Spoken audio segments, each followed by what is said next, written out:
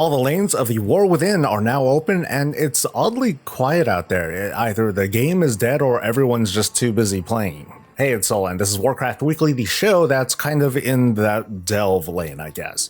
You can help support the channel by liking this video, subscribing for more WoW coverage, and catch me live on Twitch. I'm gonna do my best to keep this one short, so let's go. With Mythic Week open along with Mythic Plus and Story Mode, all the ways to enjoy the War Within are available, and we can take a moment to, step back and see how the rollout went.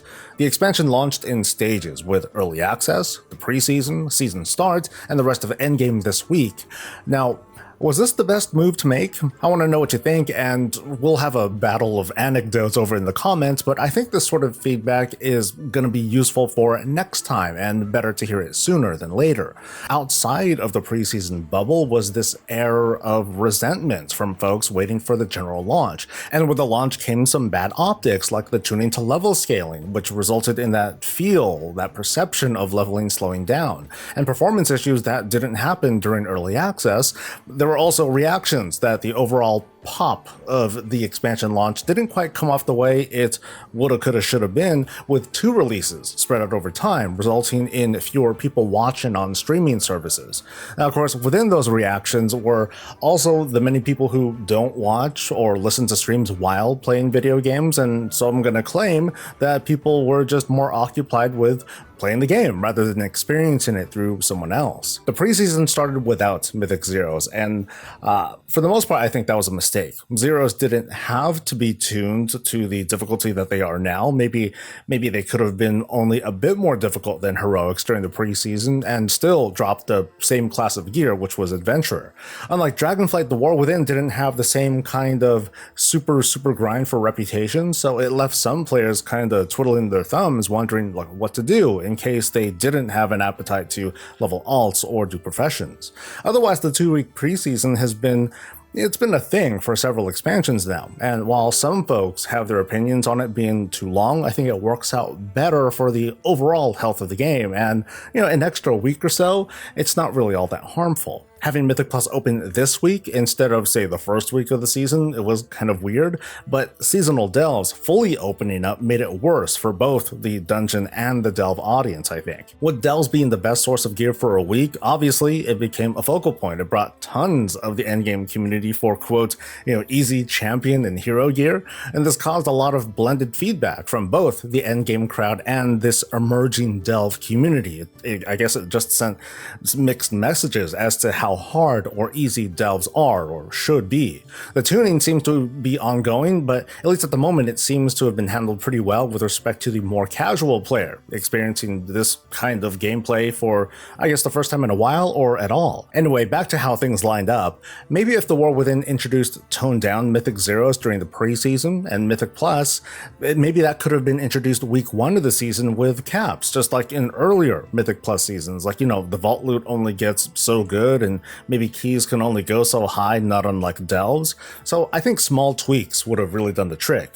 Meanwhile, there's no shortage of people calling for, everything to be open at once, vanilla style. Now that did work well during vanilla when we were all stupid and had no idea what we were doing, but think about the past month, because it's been a month now and how things went. Like, what sorts of fixes were needed? What sort of retuning was there? What straight up broke for a while? We went through all of this in a series of stages. So imagine if it all came in with everything open day 1 and we'd have some immediate consequences, like the WoW team being split in so many directions, putting out all these fires at once. How would they handle all these things and in what order?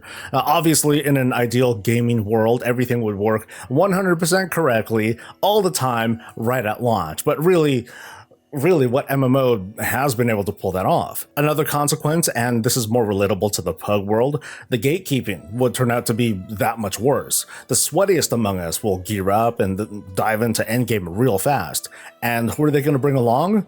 Of course, they're going to bring along people who have gear or maybe experience, so anyone coming in late is going to be left high and dry real quick. And of course, yeah, you can make your own group, but when you, as the group leader, start seeing people signing up for your group Who are you going to bring along? Probably the players with the biggest numbers, the most experience, and the cycle just keeps going. I've said this numerous times, but this is Blizzard trying out a somewhat different format for an expansion launch. I think what we can expect from Season 2 is going to feel more familiar. Patch 11.1 will launch and we'll get a 1-week preseason where there's new content and everything, but new item levels won't be unleashed just yet. Now, of course, when the season starts, according to statements, there is going to be no heroic week. So everything from seasonal delves to Mythic Plus and the normal to Mythic raid will open with additional raid finder wings opening each week. As for early access though, I'm sort of mixed on that too, but honestly, I won't mind if it didn't come back because I don't think it would change much. I think bringing early access didn't change much. Despite early access, there were still really strong ways to make gold. That's usually like the big advantage that you get. And it didn't require being in the game before most of the population. So I'm talking about certain profession specializations that could be developed just in time for the season to begin when everyone's on that same playing field. If it made Blizzard extra money, whoop-de-doo, cool, but I don't think it resulted in more actual subscribers. It's really the expansion itself doing that job, and I think that's where the focus should be. Anyway, the floor is yours. Let me know what you think now that everyone's able to game the way they want to game. I'll remind folks in the Monday video too, but I want to tell you now about the Crest discount for your warband previously announced. And it's pretty simple. Normally you need 15 crests per upgrade. This is going to drop down to 10 crests per upgrade once a character in your warband has effectively graduated from that crest, as in they no longer need them for upgrading gear. Now this is huge. So for example, in my warband, my main no longer needs carved crests to upgrade gear. Now they're trading up for rune crests. As for my alts, now all of them can upgrade their gear using weathered and carved crests at a discount. So they're going to be doing like 33% less farming, essentially. And that's on top of whatever warbound gear they can get passed to them. And really this makes for this brand new era of WoW where gearing up alts to get them off the ground is very accessible.